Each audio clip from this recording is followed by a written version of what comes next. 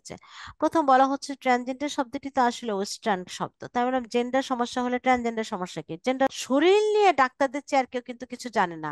যে বিষয়গুলো হলো কি, শরীর, সেক্সুয়ালিটি এবং জেন্ডার নিয়ে আমাদের পড়াশোনা না থাকা। বললাম যে নারীর শরীর নিয়ে মানুষ জন্মগ্রহণ করলে তিনি কিন্তু নারী না, পুরুষের শরীর নিয়ে জন্মগ্রহণ করলে তিনি পুরুষ না। কেননা ওনারা যখন এই সমকামিতার কথা বলে যে একজন মানুষ পুরুষ শরীর নিয়ে জন্মগ্রহণ করে নিজেকে নারী ভাবছে, তাহলে আহ তিনি কি পুরুষ? হ্যালো এভরিওয়ান, আশা করি সবাই ভালো আছেন। আমি আম, কিছুদিন আগে একটা কথা বলেছিলাম এবং একটা ডিক্লারেশনই করেছিলাম, সেটা হচ্ছে গিয়ে নতুন বাংলাদেশ কমিউনিটি ভাবনা, সংস্কার এবং গ্রহণযোগ্যতা নিয়ে কথা বলবো। সে তারই ধারাবাহিকতায় আপনাদের সাথে আছে আমি তাসনুভানান শিশির, এবং আমার সাথে আজকে দুজন অতিথি রয়েছেন এবং যাদেরকে আমার ভীষণ রকমের পছন্দের মানুষ, এবং তারা দীর্ঘদিন ধরে বাংলাদেশে কমিউনিটি অ্যাক্টিভিজম নিয়ে কাজ করছেন। প্রথমে পরিচয় করে দিচ্ছি জুবাইদা নাসরিন আপাকে। তিনি অধ্যাপক হিসেবে আছেন প্রাচ্যের অক্সফোর্ড খ্যাত ঢাকা বিশ্ববিদ্যালয়ের নৃবিজ্ঞান বিভাগে। তিনি একাধারে একজন বিশিষ্ট শিক্ষাবিদ এবং গবেষক। তিনি দক্ষিণ এশিয়া, বিশেষ করে বাংলাদেশের লিঙ্গ গতিশীলতা ও ট্রান্সজেন্ডারদের অধিকার আদায়ের জন্য কাজ করে যাচ্ছেন। জুবাইদা আপা, আপনাকে স্বাগতম। কেমন আছেন? আহ, খুব ভালো আছে এমন বলা যাবে না, কারণ বাংলাদেশে প্রতিনিয়তই নতুন নতুন বিষয় ঘটছে, সবটাই যে খুব কাঙ্ক্ষিত তা নয়। তো বর্তমানে যেহেতু একটা বড় অংশ বাংলাদেশের মানুষ বর্ণাঢ্য এবং তারা খুব কষ্টে আছে, তো সামগ্রিকভাবে এবং আমরা আরো অনেক বিষয় কিছু নিয়ে আসলে বিষয় বলিনি, আমরা বেশ আহ স্ট্রাগলিং এর মধ্যে আছি, কিন্তু নিশ্চয়ই ভালো কিছুর মানে আশায় আছি। অসংখ্য ধন্যবাদ আপনাকে। এরপরে আছেন আমাদের কমিউনিটির অনেক পরিচিত মুখ এবং আমার স্পেশালি আমার অনেক পছন্দের মানুষ, জয়া শিকদার। জয়া আপা সম্পূর্ণ প্রতিষ্ঠাতা এবং সভাপতি হিসেবে কাজ করছেন। জয়া আপা দীর্ঘ 27 বছরেরও বেশি সময় ধরে তার কর্মজীবনের সাথে বাংলাদেশের হিজড়া সম্প্রদায়ের প্রতি জয়া আপার অঢল প্রতিশ্রুতি আমরা বাংলাদেশের কমিউনিটি মানুষের অধিকারের একজন সক্রিয় ব্যক্তি হিসেবে দেখতে পাচ্ছি। আজকে আমরা কথা বলবো বাংলাদেশের বাংলাদেশ, নতুন বাংলাদেশ কমিউনিটি ভাবনা, সংস্কার এবং গ্রহণযোগ্যতা নিয়ে। জয়া আপা, কেমন আছেন? খুব ভালো আছি সেটা বলবো না। আহ দেশের অবস্থা তেমন একটা ভালো নেই, জোবাইদা আপা বলেছে। তারপর আমি বলি যে প্রতিনিয়ত আমরা বানবাসী মানুষের জন্য কথা বলছি এখন। এর আগে ছিল আমাদের বৈষম্য বিরোধী আন্দোলন, এর পরপরই এখন আহ দেশে যেই বন্যা দেখা দিচ্ছে তার জন্য বানবাসী মানুষের কথাই বলতে হচ্ছে। তো সেদিক থেকে মানুষরা যদি অসহায় থাকে তাহলে আমরা তো আর ভালো নেই, এটাই আর কি। একদম একদম। আসলে আমাদের এই আলোচনার বিষয়টা ছিল যখন আমরা বৈষম্য বিরোধী আন্দোলনটা শুরু করেছিলাম, আমরা সবাই মিলে যখন দেখতে পাচ্ছিলাম মানুষ নানাভাবে বঞ্চিত হচ্ছে, তারই ধারাবাহিকতায় তখন আমরা বাংলাদেশে এক ধরনের অভ্যুদয় হলো এবং আমরা যেই স্বৈরাচার শাসক গোষ্ঠী সরকারের কথা বলছিলাম, সেই সরকারের পতন হলো। তারপরে আমরা নতুন একটা বাংলাদেশ দেখলাম এবং সব জায়গায় মানুষ মানুষের অধিকারের কথা বলছে। এবং প্রেক্ষাপটটা হচ্ছে বিভিন্ন সময় আমরা দেখতে পাচ্ছি আমাদের কমিউনিটির বিভিন্ন মানুষজন তারা একেবারে বাংলাদেশের শুরু লগ্ন থেকে এই পর্যন্ত তারা তাদের অধিকার থেকে বঞ্চিত হচ্ছে, তারা কথা বলতে পারছে না এবং তাদের স্বীয় মর্যাদা রক্ষা করা হচ্ছে না বা রক্ষা করা যাচ্ছে না। সেই ধারাবাহিকতায় আমার একজন কমিউনিটি রাইটস অ্যাক্টিভিস্ট হিসেবে আমার মনে হয়েছিল যেন এই বিষয়গুলো নিয়ে কথা বলাটা শুরু করা উচিত, এবং সেই কথা বলার ধারাবাহিকতায় আজকের এই আয়োজন। যারা তাসনুভার সাথে থাকেন বা তাসনুভার কথা শুনতে চান, আপনারা চাইলে এখানে যুক্ত হতে পারেন, আপনাদের প্রশ্ন পাঠাতে পারেন আমাদের কমেন্ট বক্সে। কমেন্ট বক্স ওপেন থাকবে এবং আপনাদের কমিউনিটি নিয়ে যে ধরনের জানাশোনা রয়েছে বা আপনারা যদি, এবং আপনারাও চাইলে অংশগ্রহণ করতে পারেন আমাদের আলোচনায়। আলোচনায় অংশগ্রহণ করার জন্য আপনারা আমাদের পেজে ইনবক্স করতে পারেন বা আপনাদের পরিচয় জানিয়ে কমেন্ট করতে পারেন আমাদের এই লাইভের লিঙ্কে। প্রথম প্রশ্ন করতে চাই কনা আপাকে। কোনাপা, আমরা জানি আসলে আমাদের এই ছোট্ট একটা বাংলাদেশ, আমরা অস্তিত্ব লড়াইয়ের পরীক্ষা দিই আমরা সব সময়। আমাদের মুক্তিযুদ্ধের সময় আমরা দেখেছি, তারও আগে যদি যাই, 52 ভাষা আন্দোলন, 69 গণ অভ্যুত্থান, 74 দুর্ভিক্ষ, মানে ছোট্ট একটা বাংলাদেশ, এই যে অসাম্প্রদায়িক সম্প্রীতির বাংলাদেশ, সবসময় কিন্তু আমরা দেখতে পেয়েছি যে সাম্প্রদায়িক উস্কানি যত যাই কিছু থাকুক না কেন, দিন শেষে বাংলাদেশের ক্রাইসিস মোমেন্টে বাংলাদেশ কিন্তু বাংলাদেশেরই জন্য। এই যে এখন যে ফ্লাড ফ্লাড মানে আমরা বন্যা কবলিত এলাকাগুলিতে দেখতে পাচ্ছি, মানুষজন কিন্তু মানুষের জন্যই কাজ করছে। তো নতুন বাংলাদেশে আমরা আসলে কেউই ভালো নাই, তারপরেও আমরা মানে ফর্মালিটি মেনটেন করার জন্য আমরা জিজ্ঞেস করে ফেলি কেমন আছেন, আমরা একটা উত্তর দেই। এখন এই নতুন বাংলাদেশে আমরা যখন অধিকারের কথা বলছি, তো আমরা বিভিন্ন সময় দেখতে পাচ্ছি যে কমিউনিটি সম্পর্কে মানুষের অনেক ধরনের এক ধরনের একটা সংকীর্ণ ধারণা রয়েছে, জানা বোঝার যে গ্যাপ রয়েছে।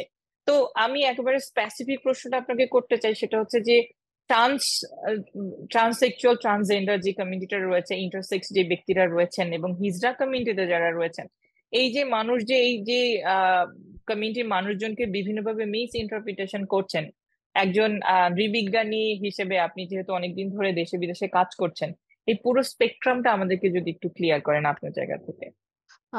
ধন্যবাদ। বাংলাদেশি প্রেক্ষাপটে আসলে একটা কথা আমাদের বলতে হবে, আমরা আমাদের ক্রান্তিকাল কিন্তু সবসময়, আমরা কিন্তু কখনোই কিন্তু ক্রান্তিকাল অতিক্রম করতে পারিনি। একটা পর একটা ক্রান্তিকালের মধ্যে আমরা আছি। তো সেই জায়গাগুলোতেও কিন্তু এই প্রসঙ্গগুলো বারবার আসে আসলে, যে বিশেষ করে যৌন সংখ্যালঘু এবং যে আমরা যেটা বলছি যে লিঙ্গ বৈচিত্র্যের মানুষদের অবস্থান এবং রাষ্ট্রের সঙ্গে সমাজের সঙ্গে তাদের সম্পর্ক কি হবে, নতুন করে আবার ভাবনা জগৎ তৈরি হয়।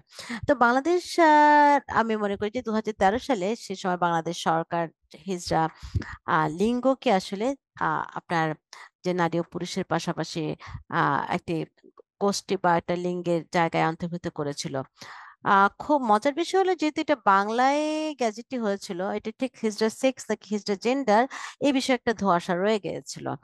তো এখন আমাদের তারপর থেকে নানা রকম শুরু হয়েছে যে হিজড়া কারা, এবং বাংলাদেশ সরকার আমরা দেখেছি যে বিশেষ করে সমাজ কল্যাণ মন্ত্রণালয় থেকে যে হিজড়া জনগণের জীবন মান উন্নয়ন কর্মসূচি প্রকল্প নেওয়া হয়েছে, সেখানেও কিন্তু এই সংজ্ঞাটা খোলাসা করা হয়নি।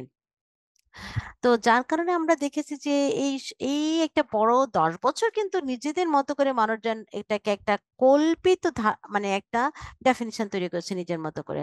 এখন কেন নিজের মতো করে করেছে, এর কারণ কিন্তু নানা রকম। আচ্ছা, একটা বিষয় আমাকে স্পষ্ট করতে হবে যে আমাদের একটা লিঙ্গীয় দামাগিপনা এখানে আছে। এই লিঙ্গীয় দামাগিপনার মূল জায়গা যদি বলি, আমরা সেখানে 4 রকম আমরা ভাষা দেখি একই জনগোষ্ঠীকে ব্যবহার মানে বোঝানোর জন্য। একটা হলো হিজড়া, একটা ট্রান্সজেন্ডার, একটা থার্ড জেন্ডার, একটা ইন্টারসেক্স। এবং বিশেষ করে মিডিয়ারা যখন যেরকম যার মতো করে খুশি মানে ব্যবহার করেছে আর কি। খুব ইন্টারেস্টিং, শিশির যখন আসলে প্রথম সংবাদ পড়ে, তখন আমাকে একজন সাংবাদিক এই বিষয়টা নিয়ে নিউজ করতে আমার বাসা আসলো। তোমরা হচ্ছে আচ্ছা, ঠিক বুঝতে পারছি না, আগে হিজড়া বলতাম, এখন আমরা বলছি যে খুব ভদ্রতা করে ওনাদেরকে ডাকছি যে তৃতীয় লিঙ্গ, এখন তো উনি বলছে উনি ট্রান্স উমেন, মানে আর কত আপগ্রেডেশন হবে। হ্যাঁ, যে উনি এটা তো খুশি না। তো এখন খুব ইন্টারেস্টিং কিন্তু, যে মানুষজন ভাবছে হিজড়া দিয়ে তোমাকে অ্যাকসেপ্ট করেছে তাতে তুমি খুশি থাকবা, তারপরে তুমি আবার তৃতীয় লিঙ্গ বলছো, ইটস ফাইন। মানে মানে একটা হিউম্যান রাইটস এর একটা, যে আমাদের উহার আহাজারির একটা প্যাকেজ আছে কিন্তু, যে আমরা অমুকের প্রতি একটা মানে সদয় হলে ভাবে আহা লোকটা এরকম, তাকে সহযোগিতা করা উচিত। আহা আহ মানে তাকে সহযোগিতা করলে আমার পুণ্য হবে। এই যে একটা আমাদের অ্যাপ্রোচের মধ্যে, যে সে আমার চেয়ে নিচে আছে সুতরাং তাকে সহযোগিতা করতে হবে, এই জায়গাটা থেকে হিজড়াকে অ্যাকসেপ্ট করার একটা প্রবণতা আছে। এবং হিজড়া বিষয়ে সহজে বেশিরভাগ মানুষের ধারণা, এবং আমি এই পর্যন্ত যত আমার বিশ্ববিদ্যালয়ের কলিগ থেকে শুরু করে সাংবাদিক পর্যন্ত সবারই ধারণা হিজড়া বিষয়টা হলো প্রাকৃতিক। আমি বলছি, ভাই প্রাকৃতিকটা কি? প্রাকৃতিক মানে প্রাকৃতিক ভাবে তাদের যৌনাঙ্গ নাই, অপূর্ণাঙ্গ, তাদের যৌনাঙ্গ অস্পষ্ট, তাদের অনেকে যৌনাঙ্গ দিয়ে পুজ গুলো যায়, হ্যাঁ রক্ত যায়। তো তারপরে তো এটা, তাহলে ট্রান্সজেন্ডার কি? খুবই সাম্প্রতিক গত বছর থেকে আসলে এই ট্রান্সজেন্ডার নিয়ে সবচেয়ে বেশি হইচই হয়েছে। প্রথম বলা হচ্ছে ট্রান্সজেন্ডার শব্দটি তো আসলে ওয়েস্টার্ন শব্দ, তাই মানে জেন্ডার সমস্যা হলে ট্রান্সজেন্ডার সমস্যা কি? জেন্ডার তো আপনারা ব্যবহার করছেন, বরঞ্চ আপনারা লিঙ্গকে বাতিল করেছেন, যে লিঙ্গ বলতে খালি একটা পুল্লিঙ্গের চিত্র সবার চেহারায় আসে, এটা একটা খারাপ। তখন আপনারা জেন্ডার বলছেন। তো ট্রান্সজেন্ডার ওয়েস্টার্ন শব্দ। ট্রান্সজেন্ডার মানে মানে হলো যে নিজেদের যে বোঝাপড়া সেটাতে অনুবাদ করেছে এভাবে যে যে নিজে আপনার তার যৌনাঙ্গ পরিবর্তন করা অপারেশনের মাধ্যমে।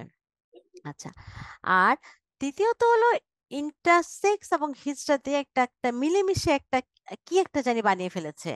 এটা ডাক্তার এবং সাধারণ মানুষ এটা বিশাল একটা ডিসকোর্স তৈরি করেছে। ডাক্তাররাও হিজড়াকে বলছে না না আসলে এরা ইন্টারসেক্স, আসলে এমনি হিজড়া কিন্তু আসলে এরা ইন্টারসেক্স। আর সাধারণ মানুষও বলছে যে না, ডাক্তাররা যখন বলছে হিজড়া ইন্টারসেক্সই হিজড়া, তাহলে আমাদের তো একটা বিশাল রকমের ডাক্তারদের আধিপত্য আছে, কিন্তু একটা বড় রকমের যেটা আমরা বলি মেডিকেল সায়েন্সের শরীর নিয়ে ডাক্তারদের চেয়ে আর কেউ কিন্তু কিছু জানে না। হ্যাঁ, বিশাল একটা কি বলে এটাকে পুঁজির জায়গা এবং আমাদের দেখার আর কি এবং এজেন্সির জায়গা যে আমার শরীর আমি দেখতে পারবো না, আমি ধরতে পারবো না, কিন্তু ডাক্তার কিন্তু অনায়াসে ধরতে পারবে। হুম। এবং তো এই যে একটা হিজড়া এবং ইন্টারসেক্স এর মধ্যে একটা বড় ধরনের গোলমেলে ডিসকোর্স তৈরি হয়েছে। তো এখন দেখুন, ইন্টারসেক্স হলো হলো একই অঙ্গে একই শরীরে নারী এবং পুরুষের দুজনেরই অঙ্গ থাকতে পারে। কেউ ভেজেনা হতে পারে কারো, সেই সঙ্গে সঙ্গে কারো দাড়ি গোঁফ হতে পারে, তার আপনার পুরুষাঙ্গের অনেক যৌন যৌন কিছু যৌন যৌনাঙ্গ থাকতে পারে, আবার কারো ওভারি থাকতে পারে, আবার আপনার তার শরীরে পেনিসও থাকতে পারে, কারো ব্রেস্ট থাকে, কারো দাড়ি গোঁফ থাকে না। এটা হলো ইন্টারসেক্স। আর ট্রান্সজেন্ডার ইস্যু তো আমরা সবাই জানি যে আপনার আহ শরীর, এই যে আমি যদি ইংরেজিতে বলি তাহলে হয়তো ভালো হবে বিষয়টা। মেল হলেই সবাই ম্যান নয়, মেলটা হলো শারীরিক। আমাদের হরহামেশা আমরা যে সমস্যাটা বোধ করি, আমরা মেল ফিমেল এবং ম্যান ওমেনকে ইন্টারচেঞ্জেবলি রেখি যে একই শব্দ, তারা সমার্থক শব্দ। আসলে কিন্তু তা না। মেল আর ম্যান এক কথা নয়। মেল হয়েও কেউ কেউ ওমেন হতে পারবেন, ঠিক একইভাবে ফিমেল হয়ে কেউ কেউ কিন্তু ম্যান হতে পারবেন। আর হিজড়া বিষয়টা খুব স্পষ্ট, হিজড়া একটি সংস্কৃতি, গুরু পরম্পরার সংস্কৃতি। এবং আমি খুব স্পষ্ট মনে করি যে বাইনারি কেউ কিন্তু হিজড়া সংস্কৃতিতে বড় হতে পারেন। এবার আমিও যদি মনে করি আমি হিজড়া সংস্কৃতিতে বড় হব, সেটাও কিন্তু হতে পারে। হিজড়া একটা সংস্কৃতি যেটি হলো আপনার গুরু পরম্পরায় একটি একটি ভাষা শেয়ার্ড ভাষা থাকে উল্টি, এবং তাদের মধ্যে কিছু কিনশিপ রিলেশনশিপ থাকে এবং একটা কন্টেস্টেড ফ্যামিলি স্ট্রাকচার।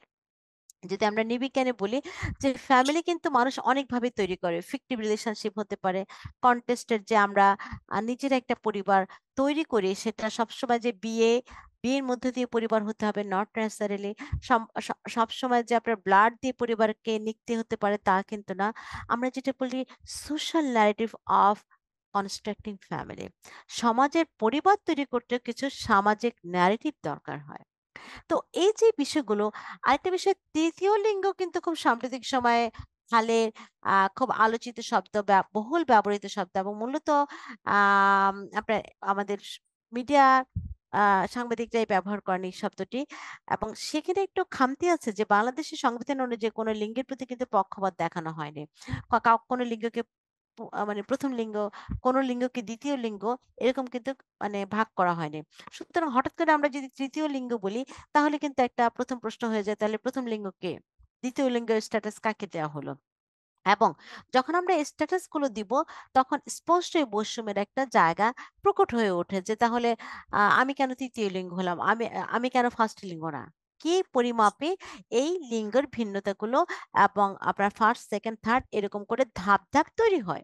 সুতরাং আমাদের সংবিধান যেহেতু এই লিঙ্গেও ধারণা কোনো ধরনের বৈষম্যের পাটাতনে যায়নি সাংবিধানিক ভাবে, সেহেতু আমরা যখন এগুলোকে চর্চা করব, সেটা একটা সংবিধান বিরোধী হয়ে যায়। তো আমাদের দেশের এই সিমেন্টিক পলিটিক্স এর মূল জায়গাটাই হলো যে আমরা এগুলো নিয়ে আলোচনা করতে পছন্দ করি না, এবং এগুলোকে আমরা প্রহিবিটেড মনে করি, এবং খারাপ মেয়ে এগুলো নিয়ে যারা আলাপ করে তারা হলো খারাপ মানুষ। এবং আমরা খুব খুব প্রায় যে সমস্যা, যে বিষয়টি নিয়ে সবচেয়ে বেশি আমরা প্রশ্নের সম্মুখীন হই যে যখন ক্লাসে, যে আপনি তো বললেন ম্যাডাম যে মেল কিন্তু উইম্যান, যে তারা পুরুষের শরীরে নারী, তাহলে ব্রেস্ট আসলে কিভাবে, আমরা কিভাবে তাদেরকে যদি বলি খুব দুধ বড় হতে দেখি, তারা মেইলি মানে স্বরও অনেক সময় দেখি। এই যে বিষয়গুলো হলো কি শরীর, সেক্সুয়ালিটি এবং জেন্ডার নিয়ে আমাদের পড়াশোনা না থাকা আসলে। আমরা এই বিষয়টাকে দেখুন, আমরা যখন ক্লাসে বলি যে বা আমরা আমরা নিজেরাও করি না হয়তো, যে ব্রেস্ট ক্যান্সার কিন্তু মানুষ নিজের শরীরে হাত দিয়ে কিন্তু অনুভব করতে পারে বেশিরভাগ সময়। কিন্তু খুবই মজার বিষয় হলো যে বাইনারি যে প্যাকেজ আমাদের মনোজগতে আছে, আমরা নিজের শরীর আমরা নিজে হাত দিতে লজ্জা বোধ করি। বিশেষ করে মেয়েরা মনে করে তার স্বামী আর ডাক্তার ছাড়া কেউ তার শরীরে হাত দিবে না। Correct. হ্যাঁ, এমনকি নিজেও দেয় না। তো এই যে একটা বিষয়, মানে শরীরকে নিয়ে কথা না বলা, শরীরকে নিয়ে আপনার না চিন্তা করার মধ্যে দিয়ে মানুষ তার শরীর থেকে তার এজেন্সিটি অনেক আগে হারিয়ে ফেলেছে।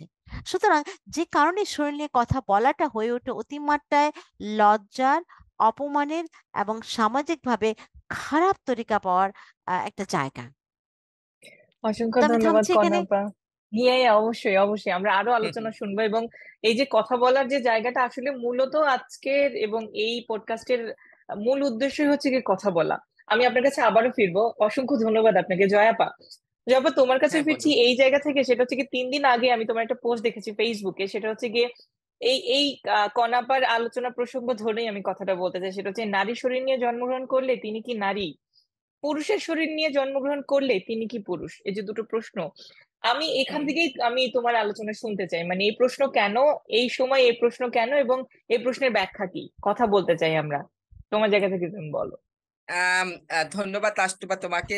আসলে এই পোস্টটি আমি করেছি তার আগে, আসলে এই অন্তর্বর্তী সরকার আসার পরই যেহেতু বৈষম্য বিরোধী আন্দোলন হচ্ছে, সেখানে ট্রান্সজেন্ডার মানুষ, হিজড়া কমিউনিটির মানুষ, আদার জেন্ডার ডাইভার্স পপুলেশন সকলেই কিন্তু ছিল, ইন্টারসেক্স মানুষরাও ছিল, যে তারা এত সংখ্যায় কম তারপরও তারা শাহবাগে সেই আন্দোলনের সঙ্গে যুক্ত।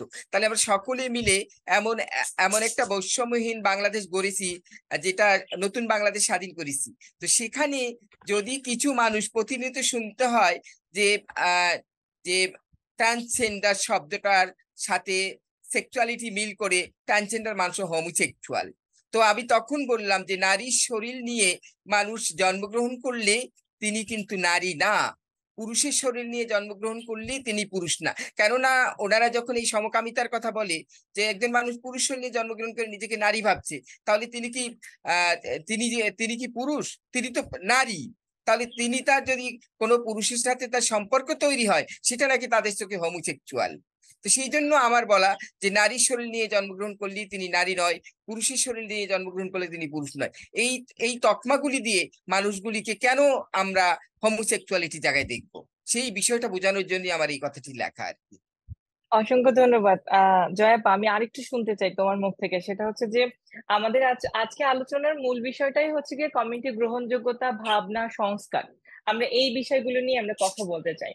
এখন আমার সংস্কারের জায়গায় এসে যদি আমি একটা কথা বলতে চাই, সেটা হচ্ছে যে বিগত 1 বছরে বাংলাদেশে আমি যেটা দেখতে পাচ্ছি সেটা হচ্ছে গিয়ে সবচেয়ে আলোচনা বেশি হয়েছে ট্রান্সজেন্ডার এই শব্দটা নিয়ে। মানুষের, কনাপাও কিছুক্ষণ আগে কথা বলছিল, মানুষের একটা বিশাল রকমের এক ধরনের ফোবিয়া রয়েছে, এবং অনেককে দেখেছি, অনেক ক্ষেত্রে দেখেছি, সেটা হচ্ছে গিয়ে সমন্বয়কদের মধ্যেও অনেকে ট্রান্সফোবিক কথাবার্তা বলছেন, এবং হুম, কিছুদিন হুম। আগে বিশ্ববিদ্যালয়ের শিক্ষক বইয়ের পাতা ছিঁড়লেন।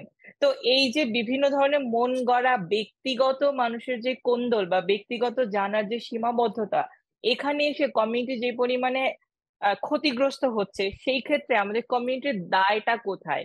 আমি এটা জানতে চাই, যেহেতু তুমি অনেকদিন ধরে কাজ করছো। সেটা হচ্ছে যে আজকে আমাদের এই বাংলাদেশে অনেক দিন ধরে আমরা কমিউনিটি অ্যাক্টিভিজম করছি, কমিউনিটি মানুষদের অধিকারের কথা বলছি, তাহলে 2023 সালে বা 2024 সালে এসেও এই ঘটনাগুলি কমিউনিটির মানুষজন নিয়ে বলছে, তাহলে আমাদের আসলে জানা শোনার বা কথা বলার নিশ্চয় একটা গ্যাপ রয়েছে।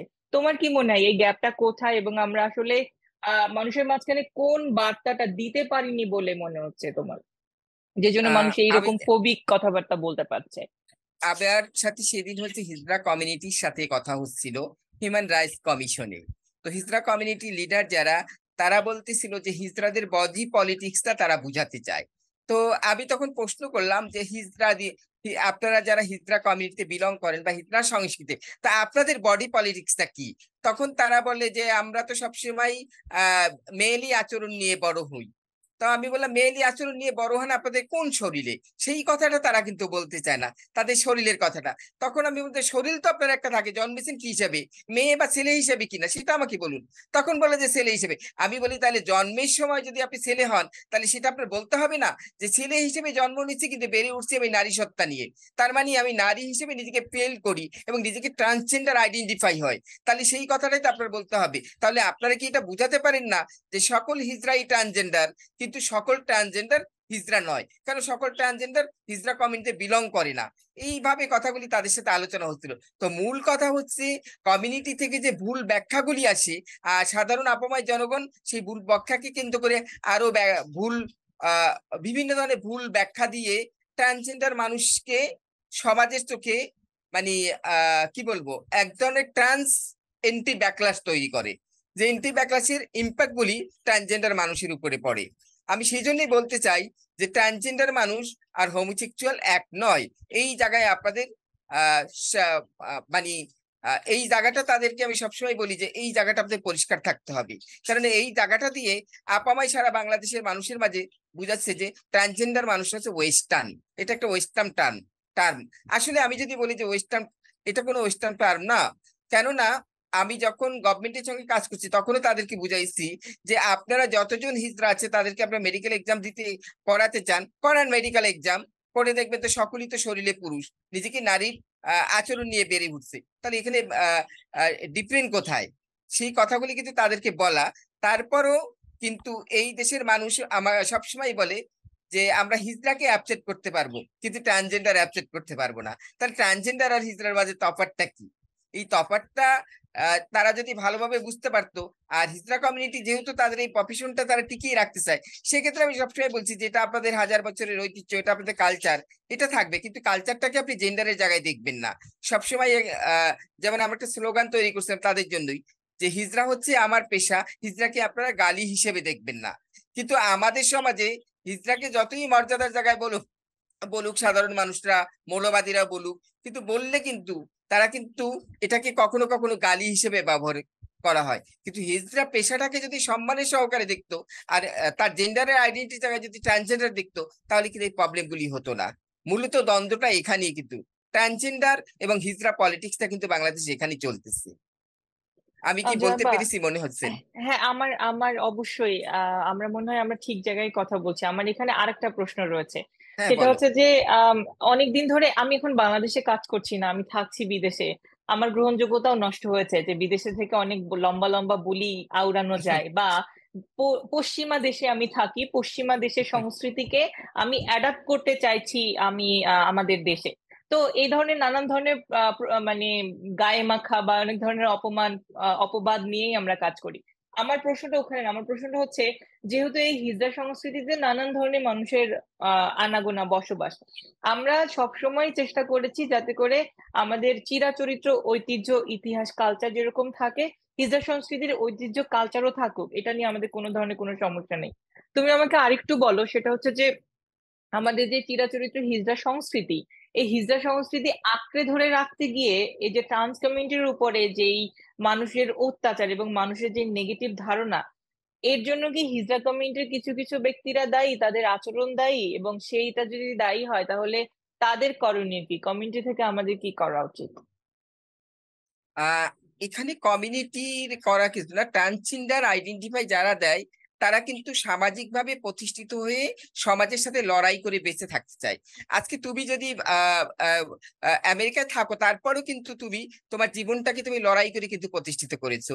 তুমি এখানে থেকে পাবলিসিতে মাস্টার্স করেছো, তারপরে তুমি বাংলাদেশের স্বনামধন্য একজন নিউজ অ্যাক্টর, এগুলি কিন্তু এমনি এমনি হয় নাই। তো ট্রান্সজেন্ডার কমিউনিটির মানুষ যারা নিজেদেরকে ট্রান্সজেন্ডার আইডেন্টিফাই করে, তারা কিন্তু নিজেদের লড়াই করে নিজেদের অবস্থান তৈরি করে। সেক্ষেত্রে কিন্তু তারও কাছে কিন্তু সে কিন্তু দক্ষিণা কখনো চায় না। তো হিজড়া কমিউনিটি পরম্পরায় বিশ্বাসী, তাদের প্রফেশন, এটা আমরা হাজার বছরের ঐতিহ্য জানি, কিন্তু আমি প্রফেশনকে মর্যাদা দেই, সম্মান করি, সম্মান দৃষ্টিতে দেখি। কিন্তু প্রফেশনটাকে তারা মূল্যায়নের জায়গায় দেখতে গিয়ে কখনো অন্য কোনো কমিউনিটি মানুষের অস্তিত্ব নষ্ট করবে, সেটাও কিন্তু ঠিক না। কারণ কখনো কখনো অনেকে বলে থাকে যে আমরা ট্রান্সজেন্ডার মানুষকে চিনি না, জানি না, বুঝি না, ট্রান্সজেন্ডার হিজড়া এক না।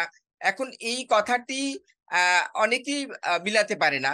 আবার যখন দেখা যায় যে ইন্টারন্যাশনালি কোনো কথাবার্তা বলতে হবে, তখন কিন্তু হিজড়া কমিউনিটি বলে হিজড়ার ইংরেজি হচ্ছে ট্রান্সজেন্ডার।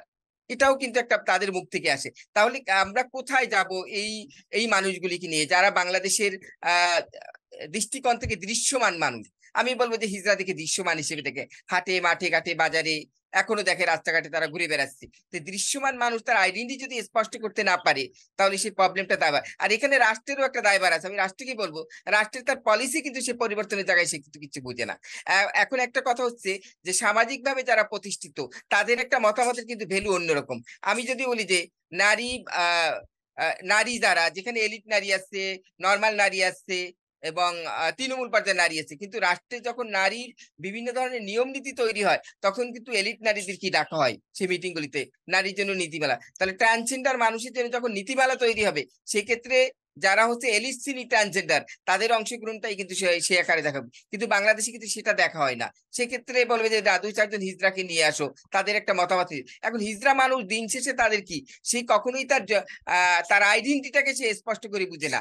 তিনি বুঝে যে সে কিভাবে তার জীবন ধারণ করবে।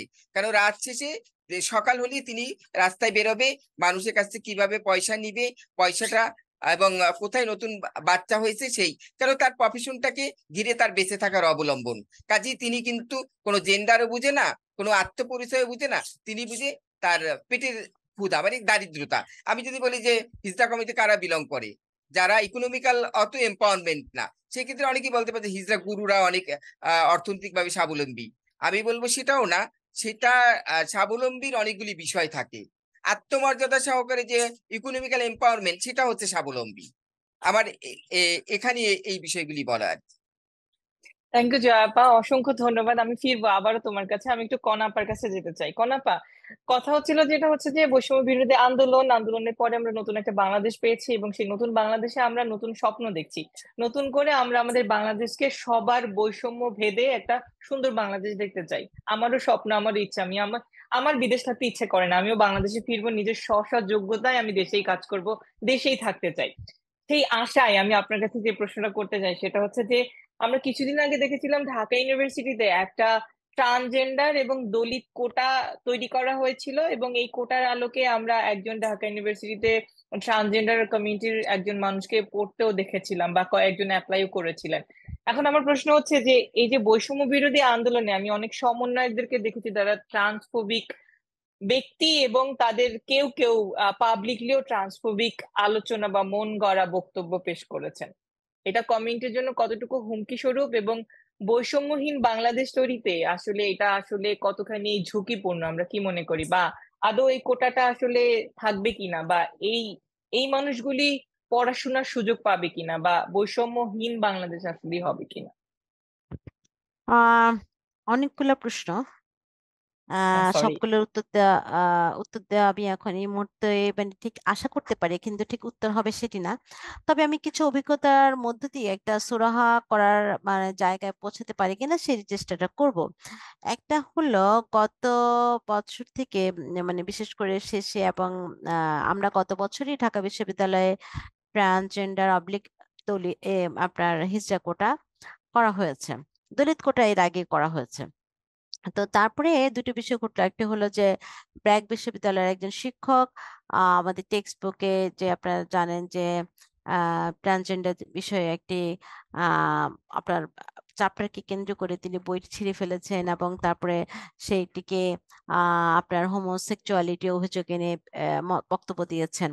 এবং আমরা পরবর্তীতে দেখেছি যে এই বিষয়ে বাংলাদেশের মানুষ হুমড়ি খেয়ে নিজের মতো করে মানে বক্তব্য দিচ্ছে। এবং আমি যখন ফেসবুক এই ধরনের পোস্টের নিচে আপনার কমেন্ট করে দেখি, সবাই এই বিষয়ে বিশেষজ্ঞ, যে কারা হিজড়া, কারা ট্রান্সজেন্ডার, কারা কি। হ্যাঁ, তো এবং আমি জানি এটা খুব মানে একদম ফার্মলি বলছেন যে এটাই এটা।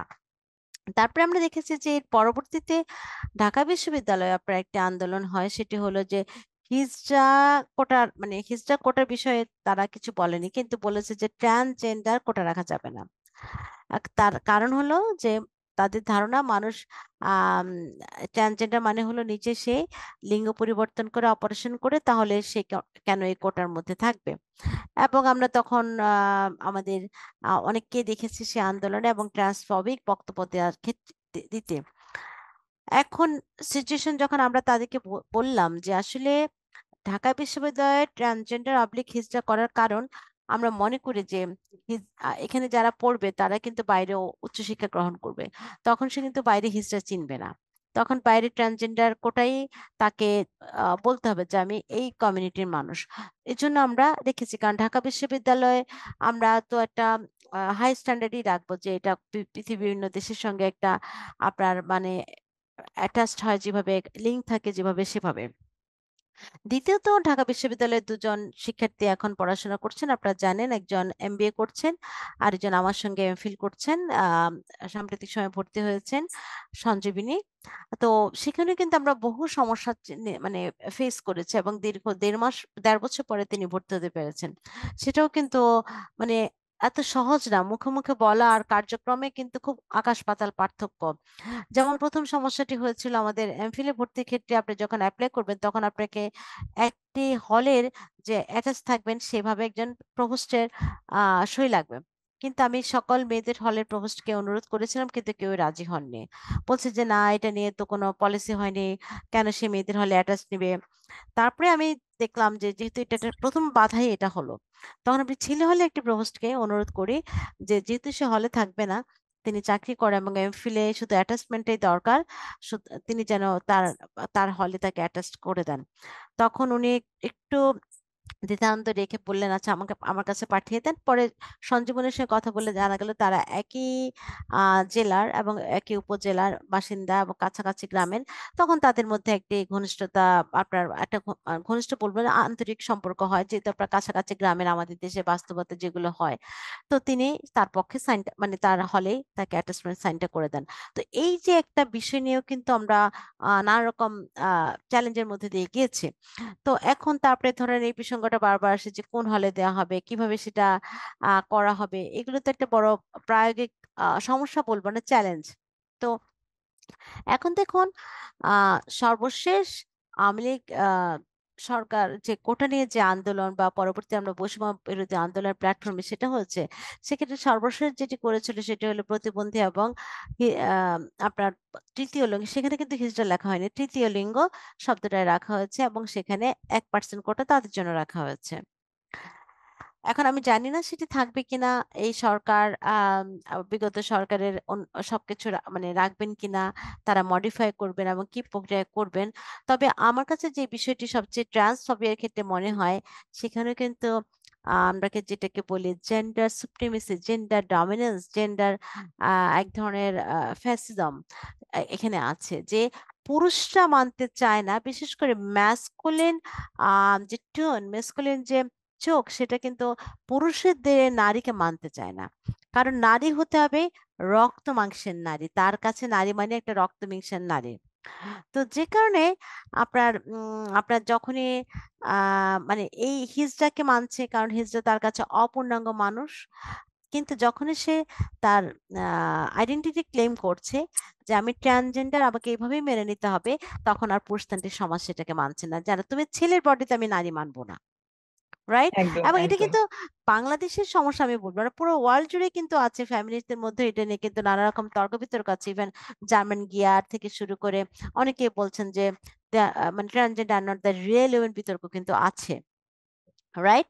তো সেগুলো হয়তো বিভিন্ন দেশে ট্রান্সফর্মে এটা এক এক রকম, কিন্তু আমাদের দেশে আমার কাছে এখন বর্তমান পরিস্থিতিতে যে বিষয়টি সবচেয়ে করণীয় মনে হয়, দেখুন আহ সংস্কার বলি আর যাই বলি, আমরা যেটা মনে করছি সেটি হলো যে দেখুন, পাহাড়ে কিন্তু আমরা দেখেছি যে এই হাসিনা সরকারের পতনের পরে পাহাড়ে কিন্তু বিশাল তারা মিছিল করেছে যে আপনার সেনা শাসনের বিরুদ্ধে, এবং আদিবাসীরা কিন্তু তাদের পূর্ণ স্বায়ত্তশাসন প্লাস আপনার শান্তি চুক্তি পূর্ণাঙ্গ বাস্তবায়ন সেটা নিয়ে প্রোগ্রাম করছে, মিছিল করছে। সমতলে আদিবাসীরা কিন্তু বলছে যে তাদের সমতলে সমতলের বিষয় নিয়ে সমতলে ল্যান্ড কমিশন তৈরি করা। তো বিভিন্ন জায়গা থেকে কিন্তু তাদের দীর্ঘদিনে যে বিষয়গুলো তারা বঞ্চিত ছিল, বৈষম্যের শিকার ছিল, তাদের দাবিগুলো সেভাবে জনসমর্থন আদায় করতে পারেনি, সেগুলো নিয়ে কিন্তু হাজির হচ্ছে। আমার কাছে মনে হচ্ছে এই সময়টাতে কিন্তু এই বিষয়টা কিন্তু খুব দ্রুত ফয়সালা হওয়া উচিত। এবং সেক্ষেত্রে আমার কাছে মনে হয় যে নারী ও মহিলা ও শিশু মন্ত্রণালয়ের যিনি দায়িত্বে আছেন ফরিদা আক্তার, ওনার সঙ্গে দেখা করতে পারে। আমরা আইন মন্ত্রীর সঙ্গে দেখা করতে পারি। এগুলো কিন্তু আসলে ইন্টারলিঙ্কড মিনিস্ট্রি যেহেতু, এবং সমাজসেবা দিদা আছেন শারমিন মুর্শিদ। আমরা কিন্তু আমার কাছে মনে হয় যে আমাদের প্রথমে করতে হবে আমাদের আসলে সংস্কারের রূপরেখা কি, আমরা কি ধরনের সংস্কার চাচ্ছি। যেমন শরীফা এবং শরীফ গল্পের বাদ, মানে ওখানে যেহেতু একটি মন্ত্রণালয় থেকে একটি কমিটি করে দেওয়া ছিল, সেই কমিটির রিপোর্টটিও আমার কাছে আছে। এবং তারা কিভাবে কোরআন এবং হাদিসের মতো করে যে বলা হচ্ছে যে হিজড়া রাখা যাবে, হিজড়াদের জন্য গল্প মানে একটা চ্যাপ্টার থাকতে পারে, কিন্তু ট্রান্সজেন্ডার শব্দ ব্যবহার করা যাবে না, যদিও ওই চ্যাপ্টারে তৃতীয় লিঙ্গে ব্যবহার করা হয়েছে।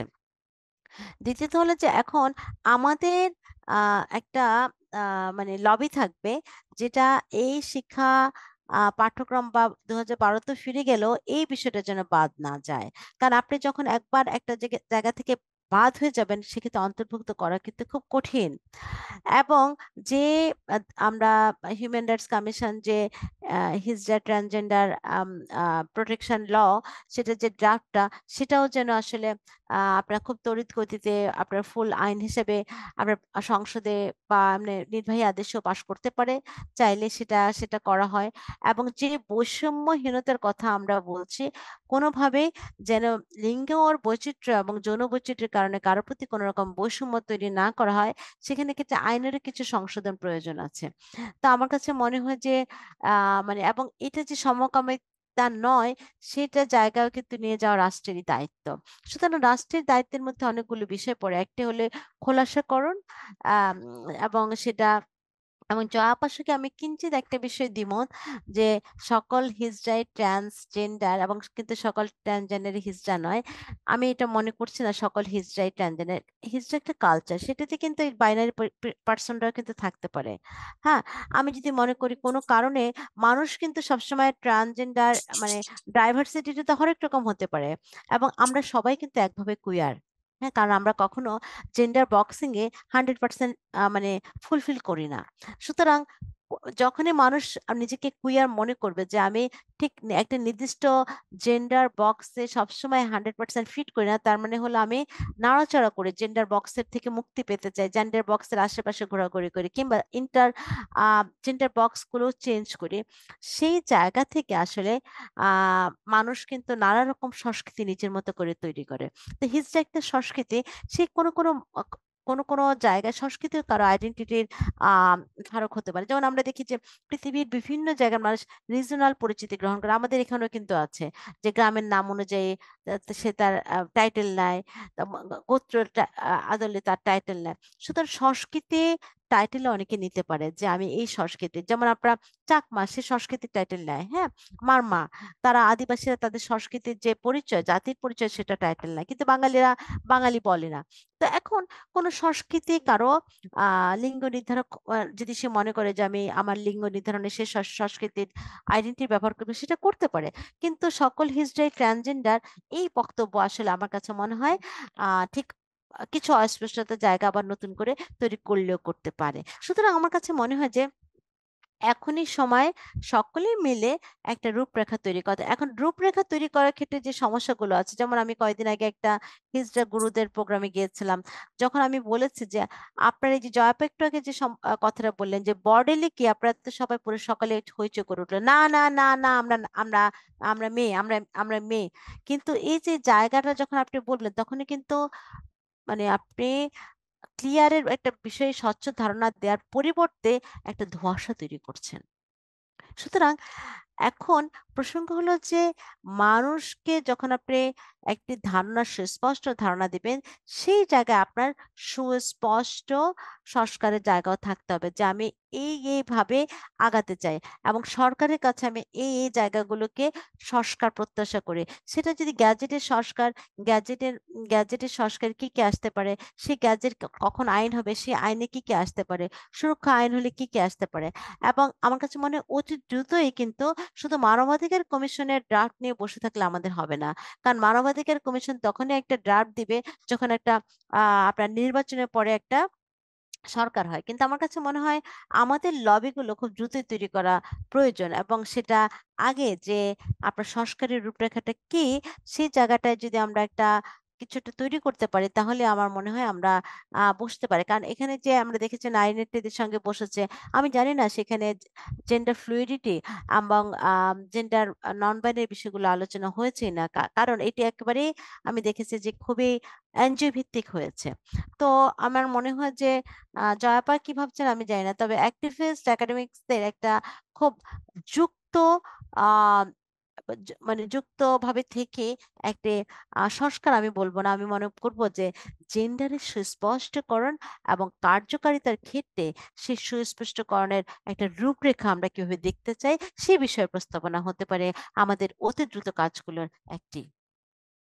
অসংখ্য ধন্যবাদ কনাপা। জয়াপার কাছে ফিরবো। মানে আমি এই এই রূপরেখা এই কথাগুলি শুনতে চাচ্ছিলাম, কারণ কমিউনিটি, আমরা সবাই মিলেই কমিউনিটি, এবং আমরা কমিউনিটিতে কাজ করতে গেলে কমিউনিটি মানুষজন যেরকম লাগবে ঠিক সেরকম আপনারা যারা বিভিন্ন সময় বিভিন্ন বছর ধরে কমিউনিটি নিয়ে গবেষণা করছেন, কমিউনিটি মানুষের উন্নয়নে কাজ করছেন, আসলে এখন সময়টা হচ্ছে কি আমরা সবাই মিলে একসাথে সবাই মিলে এগিয়ে যাওয়া, সবার জন্য কাজ করা। আমাদের এই আলোচনাটা যারা যারা শুনছেন, আপনাদের যদি কোনো ধরনের কোনো প্রশ্ন থাকে আপনারা প্রশ্ন পাঠাতে পারেন, প্রশ্ন আপনারা লিখতে পারেন আমার ইনবক্সে, বা এই আলোচনাটার কমেন্ট লিঙ্কেও আপনারা প্রশ্ন রাখতে পারেন। এবং আপনারা যদি যুক্ত হতে চান আমাদের আলোচনায়, আপনাদের নাম, পরিচয়, ফোন নাম্বার, ইমেল অ্যাড্রেস দিয়ে আমাদেরকে পাঠিয়ে দিতে পারেন। আমরা আমাদের পরবর্তী আলোচনা আপনাদের সাথে যুক্ত হব। জয়াব, আমি ফিরতে চাই তোমার কাছে এই বিষয়টা নিয়েই, ঠিক যেই রূপরেখার কথা কনাপা একটু আগে বললেন। কনাপা অনেক সুন্দর করে বললেন আসলে আমরা কোন কোন জায়গায় কিভাবে কিভাবে কাজ করতে পারি, কিন্তু কমিউনিটি রিপ্রেজেন্টেটিভ হিসেবে আমাদের একেবারে তোমার কথা না জেনেও, যেটা আমার জায়গা থেকে যেটা মনে হয়, আমাদের আমাদের কারোর সাথে কোনো ধরনের বৈষম্য নতুন করে তৈরি করা আমাদের উদ্দেশ্য নয়। হিজড়া কমিউনিটি তারা যেই বিষয়টাকে এড়িয়ে যাচ্ছে বারবার করে, এড়িয়ে গিয়ে তাদের যে বডি পলিটিক্স এর কথাটা আবারও বলছি, এড়িয়ে গিয়ে এক ধরনের ধোঁয়াশা তৈরি করছেন। এবং এই ধোঁয়াশাটা তৈরি করার ফলে অন্য একটা কমিউনিটির উপরে, অন্য একটা মানুষের উপরে এক ধরনের চাপ তৈরি হচ্ছে, যে চাপটা নিরসন করাই আমাদের মূল লক্ষ্য। এবং আমাদের হাজার বছরের পুরনো যে সংস্কৃতি রয়েছে হিজড়া সংস্কৃতি, সেই সংস্কৃতির মতোই থাকুক। কেউ যদি হিজড়া সংস্কৃতিতে বিলং করতে চান, সে বিলং করতেই পারেন, সে তার কমিউনিটি, তার প্রথা পরম্পরা সেখানেই থাকতে পারে। তো এখন তুমি সম্পূর্ণই কাজ করছো অনেক বছর ধরে, এবং বাংলাদেশে অনেকদিন ধরে কমিউনিটি অ্যাক্টিভিজম করছো। নতুন বাংলাদেশে এই রূপরেখা অঙ্কনের ক্ষেত্রে কোনো ধরনের কোনো আমরা ড্রাফট কোনো দাবি দাওয়া পেশ করছি কিনা সরকারের কাছে, বা আদৌ যদি আমরা দাবি দাওয়া পেশ করি তাহলে আমরা কার কার কাছে কি কি করতে পারি কমিউনিটি অ্যাক্টিভিস্ট হিসেবে, তুমি কি মনে করো? বা এরকম কোনো রূপরেখা আমরা আছি কিনা? না, অবশ্যই কমিউনিটি একত্রিত হয়ে এরকম রূপরেখা তৈরি করে অবশ্যই যাওয়া প্রয়োজন।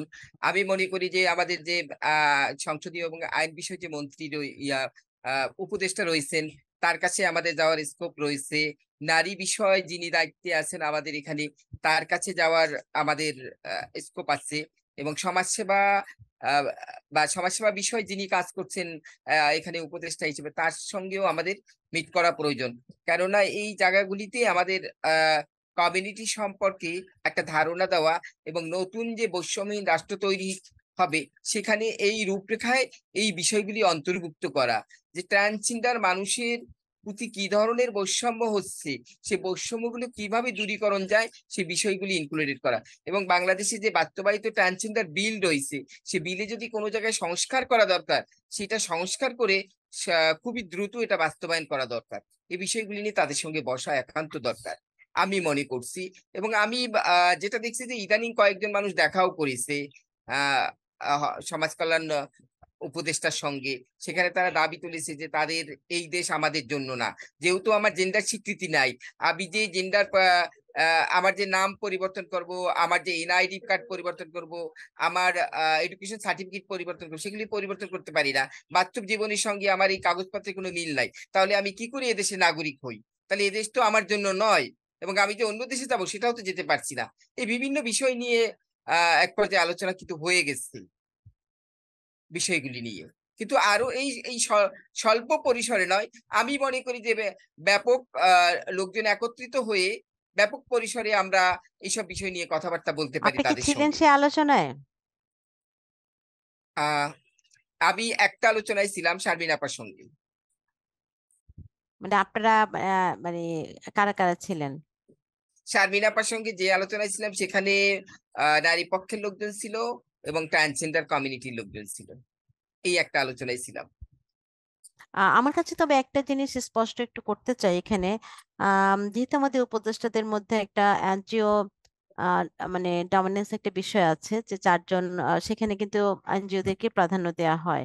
তো এবং সেই আলোচনাগুলোতে আমার কাছে মনে হয় যে আপনার সামগ্রিকভাবে যদি করতে মানে করাটাই যৌক্তিক আর কি, যে একটা কিছু বের করে আনা আর কি।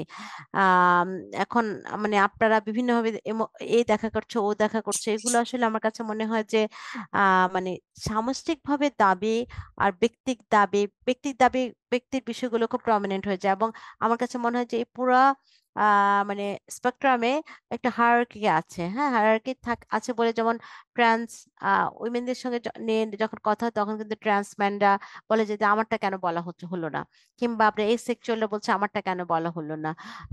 তারপরে আপনার জেন্ডার ফ্লুইড যারা আছে তারা বলছে আমারটা কেন বলা হলো না। এখন আমার কাছে মনে হয় যে এই যে হায়ারার্কিটা, আমার কাছে মনে হয় এই জায়গাগুলোতে আমরা কিভাবে, এগুলো তো বৈষম্য কিন্তু এই হুম, হুম। স্পেকট্রামে কিন্তু একটা বৈষম্য আছে। তো এবং প্রত্যেককে কিন্তু আড়ালে আবডালে নানা রকম হেয় করছে, সেটাও কিন্তু আছে। তো সেই জায়গা থেকে আসলে আমরা নিজেরা কি, দাবি তো আসলে এখন একসাথে ১০০টা দিলে কিন্তু হবে না। আপনার প্রায়োরিটি, দাবির ক্ষেত্রে প্রায়োরিটি নির্ধারণ করতে হবে যে কোনগুলো আপনার এই এখন দরকার, যে এখন আপনার এই সমস্যা আছে। এখন আপনার সব দাবি তো আপনার মানে যখন আপনি, আমি এগুলোর কিন্তু খুব মানে আমি ফ্যান না যে মানে অনেকে দেখবেন পোস্টারে ২০টা দাবি দেয়।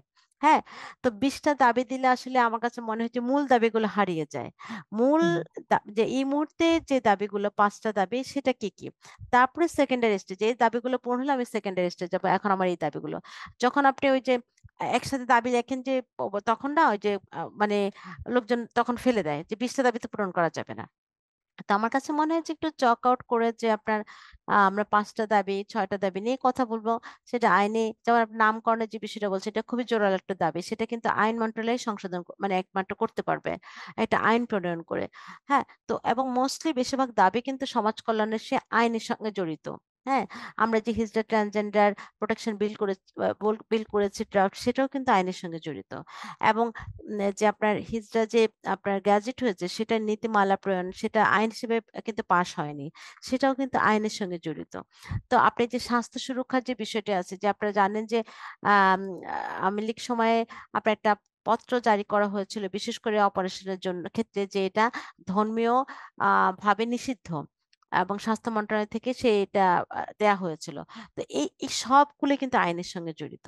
তো আমার কাছে মনে হয় যে এখানে আ আইন এবং আপনার এই যে মেইনস্ট্রিমিং যে বিষয়টা বলা হয় জেন্ডার নারী পুরুষ, এর মধ্যে আপনার এই যে এর এর মধ্যে যে অন্য জেন্ডার ডাইভার্সিটি ঢুকানো, সেটাও কিন্তু খুব গুরুত্বপূর্ণ। যে জেন্ডার মানে শুধু এই নারী পুরুষে কনফাইন্ড না। সুতরাং আপাতত আপনার আইন এবং ওই যে মহিলা ও শিশু মন্ত্রণালয়, এই দুটোর সঙ্গে কাজ কিন্তু খুব জোরালো। কারণ এই দুটো আপনার আইন না চেঞ্জ করলে কিন্তু আপনি কিছু করতে পারবেন না। তখন আপনাকে পার্সোনাল ইনিশিয়েটিভে আপনাকে কে দিল, কে স্পেস দিল, কে জয়া শিকদারকে ডেকে বক্তৃতা করালো, কে শিশিরকে ডেকে আপনার মানে একটা সম্মান দিল বা আপনার পুরস্কার দিল, সেটা কিন্তু কমিউনিটি অ্যাচিভমেন্ট, ব্যক্তিক অ্যাচিভমেন্ট কমিউনিটির উপর রিফ্লেক্ট ফেলবে, কিন্তু এটা মোটা দাগের কমিউনিটি ডেভেলপমেন্টে খুব বেশি আপনার ইনফ্লুয়েন্স রাখে না, মানে ইম্প্যাক্ট ফেলে না। কিন্তু আমাদের এখন যেটা হয়েছে, আমরা ব্যক্তি অ্যাচিভমেন্টকে গ্লোরিফাই করি এত বেশি যে আমরা সেই জায়গাটায় ব্যক্তিক অ্যাচিভমেন্ট কিভাবে কমিউনিটিকে ইম্প্যাক্ট ফেলবে সেই জায়গাটা থেকে অনেকটাই সরে এসেছি। সুতরাং এজন্য ব্যক্তিক সম্পর্কের চেয়ে আমি অনেক মনে করি যে সম্প্রদায়ের সঙ্গে রাষ্ট্রের সম্পর্ক কেমন হবে সে আলোচনায় খুব জরুরি। আম আ জুবাইদা ভাই একদম ঠিক বলেছেন। আমি আপনার সাথে যোগ করতে চাচ্ছি যে এটা আসলে একান্ত ঠিক যে ব্যক্তিগত বিষয় নয়, এটা সমষ্টিগত বিষয়। তো সেই ক্ষেত্রে আমাদের যে আইন উপদেষ্টা রয়েছেন তার সঙ্গে কিন্তু মিট করা দরকার। কেন আইনের জি, যে বিষয়গুলি সবকিছু কিন্তু তার কাছে। যে সমাজ কল্যাণ মন্ত্রণালয় রয়েছে, জাতীয় মানবাধিকার কমিশন রয়েছে, আমাদের বৈষম্য বিলোপ আইনও রয়েছে। তো সবকিছু নিয়ে কিন্তু আইন উপদেষ্টার সঙ্গে এগুলি নিয়ে বসা একান্ত প্রয়োজন, সমষ্টিগত সফলের।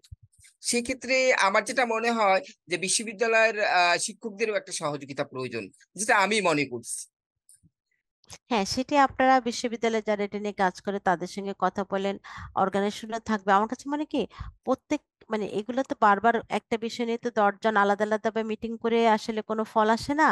এখানে আপনার একটা ১০ জনের একটা গ্রুপ তৈরি করেন বা ৮ জনের একটা গ্রুপ বিভিন্ন সেক্টর থেকে বিশ্ববিদ্যালয়ে তারপরে আপনারা যারা কাজ করছে সেটা নিয়ে অ্যাক্টিভিস্ট আর সেগুলো মিলে একটা আপনাদের অ্যাক্টিভিস্টরা যারা কাজ করছেন সবাই মিলে। কারণ এখানে আপনাকে মনে করতে হবে যে একটা ফোরাম আপনার থাকবে যারা এটা নিয়ে লবি করবে, অ্যাক্টিভিজম করবে এবং খুব একটা কিছু বের করে নিয়ে আসবে।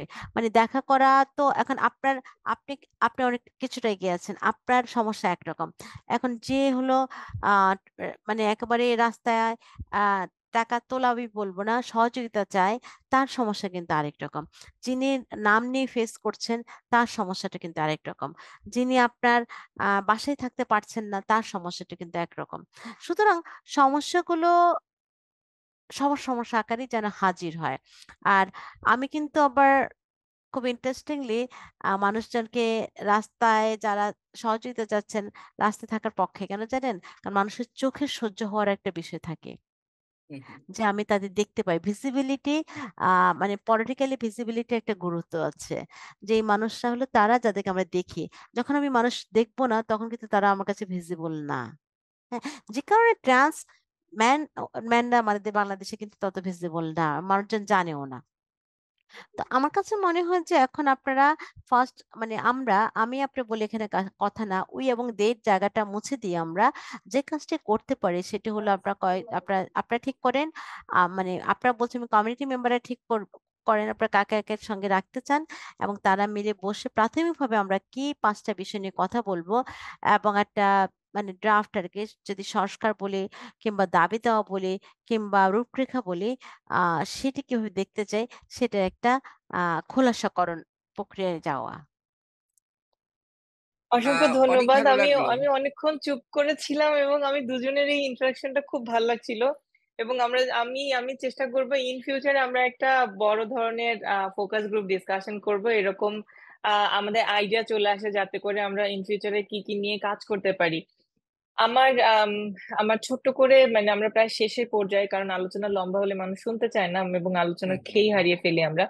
তো আমরা একেবারে শেষ পর্যায়ে কণা আপা এবং জয়া আপা দুজনের কাছেই আমার হচ্ছে গিয়ে ব্যক্তিগত জায়গা বা সামষ্টিক জায়গা থেকে সেটা হচ্ছে যে আমাদের আমরা খুব ভালোভাবে দেখি, যেটা হচ্ছে স্পেশালি এটা আমি ব্যক্তিগতভাবে ভীষণ ফেস করি। আমার প্রোফাইলে এসে মানুষজন এত বাজে কমেন্ট করে এবং আমাকে আমাকে হুম। যারা পছন্দ করে, ফার্স্ট অফ অল তুমি কেন কমেন্ট অফ করো না? তো কমেন্ট আমি কখনোই অফ করতে চাই না, কমেন্ট চলুক, চলতে থাকবে। কারণ কি, ওই যে ভিজিবিলিটি যে বিষয়টা আছে না, আপনি যেরকম আপা বললেন যে রাস্তায় মানুষ থাকাটা আমি পক্ষে, আমিও পক্ষে। কারণ যার যেটা কালচারের জায়গায়, আইডেন্টিটির জায়গায় যেই মানুষটার যোগ্যতা থাকবে সে নিজে কাজ করে খাবে, সেই মানুষের নিজের ক্যারিয়ার ডেভেলপ করবে।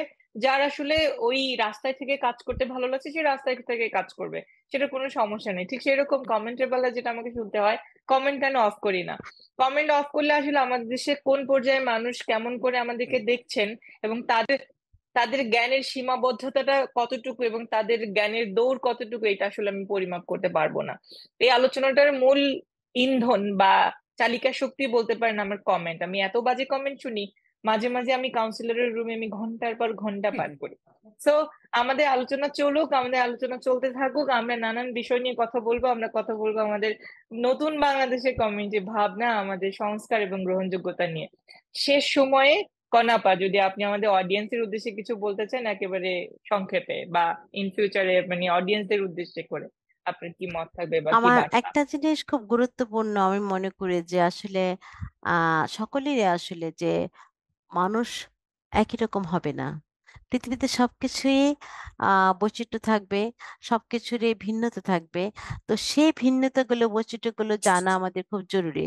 কারণ আমরা যখন ভাবি সবাই একই রকম, তাহলে কিন্তু সমস্যাটা বাগানের সব ফুল গোলাপ, গোলাপ খুব সুন্দর ফুল না, বেলিও খুব সুন্দর ফুল। কিন্তু বাগানে যখন একই রকম হবে, তখন মানুষ কিন্তু এটা আর পছন্দ করে না। তো এজন্য কিন্তু একটা বাগানে মানুষ অনেক রকম গাছ লাগায়, যে অনেক রকম ফুল থাকবে। তো দেখুন এই যে এখন এই বৈচিত্র্যটাকে যদি আমি না দেখতে পায় এবং জানতে না পারে যে এই জগৎটা সম্পর্কে, তাহলে কিন্তু মানুষ যে নিজে নিজে নিজেকে ঠকাবে তা কিন্তু না, সম্পর্ককেও ঠকাবে। এবং এই সম্পর্ক শুধু ব্যক্তির সঙ্গে ব্যক্তির না, ব্যক্তির সঙ্গে সমাজের, ব্যক্তির সঙ্গে রাষ্ট্রের। এবং এই ব্যক্তি কিন্তু আসলে ব্যক্তি না, ব্যক্তি কিন্তু একটা সম্প্রদায়ের, ব্যক্তি একটা সমাজের, ব্যক্তি একটা রাষ্ট্রের, সব মানে একেবারে এগুলো একটা মানে ইন্টারলিঙ্কড সত্তা আর কি। তো সেই সত্তাগুলোর উপর দাঁড়িয়ে যখন আমরা কথা বলবো, তখন আমাদের প্রথম জায়গা হবে যে আমরা আসলে অবচেতনভাবে কার কার প্রতি বৈষম্য তৈরি করি, এবং সেই বৈষম্যগুলোর আসলে পাটাতন কি। হুম। তো সেই পাটাতনের জায়গা যদি আমি আইডেন্টিফাই করি যে ঠিক আছে, একজন ট্রান্সজেন্ডার, একজন হিজড়ার প্রতি আমি বৈষম্য করছি, তাহলে কেন করছি? কারণ সে আমার মতো না দেখতে। তো আমার মতো না, তাহলে সে কিরকম? তাহলে আমি এটা পড়াশোনা করি, তারা সে কিরকম। আচ্ছা, একদম একদম হ্যাঁ। একদম। তো এই যে আমার জানার জগৎটা, বৈষম্যের কারণ কি সেটাও যদি আমরা জানার চেষ্টা করি, আমি কেন তার প্রতি এইরকম আচরণ করছি সেটি জানার চেষ্টা করি, সেটি কিন্তু আমার কাছে মনে হয় যে অনেক বিষয় স্পষ্ট করবে। এবং আরেকটা কথা আমাদের মনে রাখতে হবে, সমস্যাটা কিন্তু বাইনারি পিপলের, নন বাইনারিদের না। কারণ মানতে পারে না বাইনারি পিপলরা আমি এমন, মানে আমি কারোর জন্য পাল্টাতে পারবো না। সেটা আমি সাদা হই, সেটা কালো হই, সেটা আমি ট্রান্সজেন্ডার হই, সেটা আমি আপনার নিচু নিচু শ্রেণীর হই, সেটা আমি হিন্দু হই, মুসলিম হই, যে কেউ আমি হতে পারি। আমি এমনই। আমাকে আমাকে যদি আমার এমনত্ব নিয়েই মেনে নেবেন আপনারা, তাহলে আপনারা মেনে নেবেন। তা না হলে কিন্তু আমি আপনার জন্য পাল্টাতে পারবো না। এই জায়গাটা আসলে খুব জোরালো জায়গা আইডেন্টিটি পলিটিক্স এর জন্য। জয়াপা, খুব সংক্ষেপে আমাদের অডিয়েন্সের উদ্দেশ্যে কি বলতে চাও? আমি আসলে জুবাইদা আপা অনেক কিছু বলে ফেলছে, আমি একটা আপার কথার সাথে মিল চলে এসেছে। আমার মায়ের কাছে এক লোক এসেছিল, মা তখন কান্না করছিল যে তোমরা তো বাবা সবাই ভালো রইলা, ও জানি কেমন হয়ে গেল। তখন আমার ওই বন্ধুটি আমার মাকে বলল, আন্টি আপনি কেন কান্না করছেন? আপনার বাগানে ভিন্ন রকম একটি ফুল ফুটেছে, সব ফুল যে একই রকম হবে তা না। গোলাপ দিয়ে আপনার বাগান সাজালে তো সুন্দর হবে না, তাহলে অনেক অন্যান্য ফুলগুলি দরকার, তার ভিতরে এই ফুলটাও একটু ভিন্ন রকম। কিন্তু এই যে ভিন্নতা, ডাইভার্সিটি, সেগুলি যে মেনে নিতে পারে না, সেটাই একটা কথা। যে সবাই তো একরকম হবে না, সবাই তো একরকম সাজসজ্জা করে না। কেউ লম্বা চুল রাখে, কেউ ছোট চুল রাখে, কেউ চুলে বেনি করে, কেউ খোপা করে, এটা তো মানুষের বৈচিত্র্যতা। কেউ শাড়ি পরে, কেউ ওয়েস্টার্ন পরে, কেউ বোরকা পরে, এটা চয়েস, তাই না? ভালো লাগা। তো সেই জায়গাগুলি আমাদের মেনে নিতে হবে। তো জেন্ডারের ক্ষেত্রেও যেরকম, যে সকল মানুষের জেন্ডার যে একই রকম হবে, কেউ ট্রান্সজেন্ডার হবে, কেউ সিস জেন্ডার হবে, সেটা তো হবে। এটা তো সৃষ্টিকর্তার রহস্য, এটাতেই দায়ভার। আমি যেমন একটা কথা বলেছিলাম যে সৃষ্টিকর্তা তুমি আমাকে সৃষ্টি করেছো এভাবে, তো এই সৃষ্টির দায়ভার তুমি, সমাজ কেন আমাকে চাপিয়ে দিচ্ছে? এই দায়ভার তো আমি নিতে পারবো না, তৈরি করছো তুমি, তো দায়ভার তো তোমার। তাহলে সমাজের মানুষের বোঝা দরকার, সৃষ্টিকর্তা যে তাকে সৃষ্টি করেছে, তাহলে দায়ভারটা তো সৃষ্টিকর্তার হাতে। তো কাজী এইগুলি নিয়ে বিভিন্ন মানুষের বিভিন্ন মতামত, সেই আমি মনে করি যে সকল মানুষের সকল চিন্তা ভাবনা যাতে মতবাদটা থেকে পরিবর্তন নিয়ে আসে, যাতে আগামী দিনগুলি এই মানুষগুলির সুন্দর ভবিষ্যৎ হয়। তা আমরা মনে করি যে যেসব মানুষ আমাদেরকে নিয়ে বিভিন্ন রকমের বিভ্রান্ত ছড়াচ্ছে, তার পরিবারে যে আমার মতো একটি সন্তান যদি জন্মগ্রহণ করে, তাহলে কাজে সেই সন্তানটি কি অবস্থা হবে? সে তো পৃথিবীতে বেঁচেই থাকতে পারবে না। কারণ এরকম অহরহ গল্প আমার জানা আছে।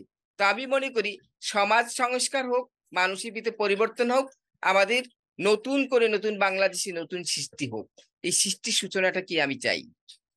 ধন্যবাদ। অসংখ্য ধন্যবাদ, অসংখ্য ধন্যবাদ। আমি এত তন্ময় হয়ে শুনছিলাম, প্রত্যেকটা মানুষের মাঝখানে সুস্থ চিন্তার বিকাশ ঘটুক।